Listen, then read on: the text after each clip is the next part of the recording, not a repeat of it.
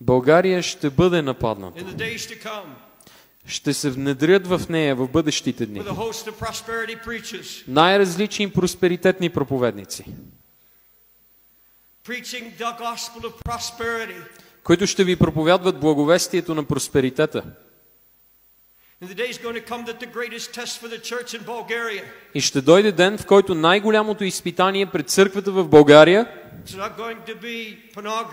няма да бъде порнографията, няма да бъде прелюбодейството, а ще бъде пожеланието. Преследването на нещата от този свят. По-хубава кола, по-голяма къща, удобство в къщи, материални притежания. И всичко това ще отвлича погледа ни от Христос.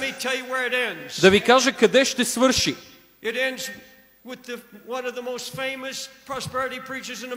С един от най-известните просперитетни проповедници в Америка. Миналият месец по телевизията каза: чували сте за идването на Христос? Че Христос идва, но Той може да дойде по всяко време. Проповедникът продължи: чували сте всичко това, но го забравете. Христос не може да дойде, докато не получите нова кола, докато не получите по-хубава къща, докато не имате просперитет. До тогава не може да се върне Христос.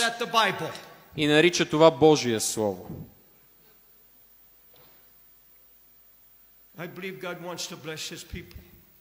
Вярвам, че Бог иска да благославя хората си. И познавам много християни, които преуспяват.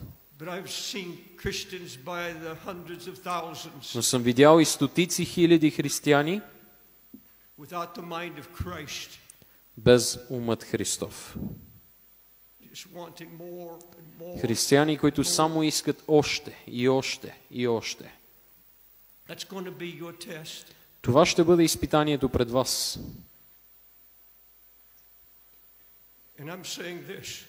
И го казвам, че онзи, който е прекарал време в пустинята, човекът, който се е затворил насаме с Бога, ще живее като Павел. Ще казва: няма никой, няма друг. Ще ме порази, ще ме научи как да проповядвам Христос, освен Святия Дух.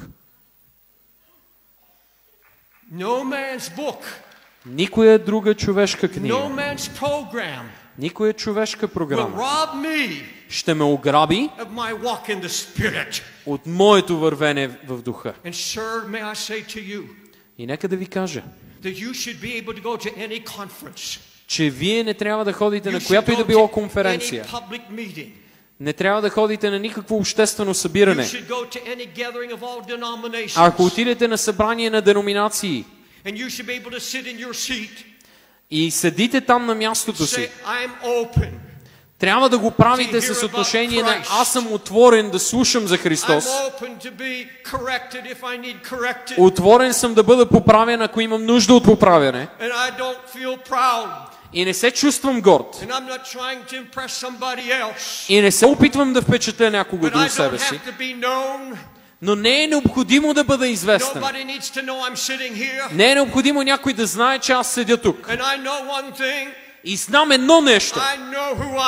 Знам кой съм и знам какво имам, защото не съм го получил от човек, а съм го получил пряко от Христос.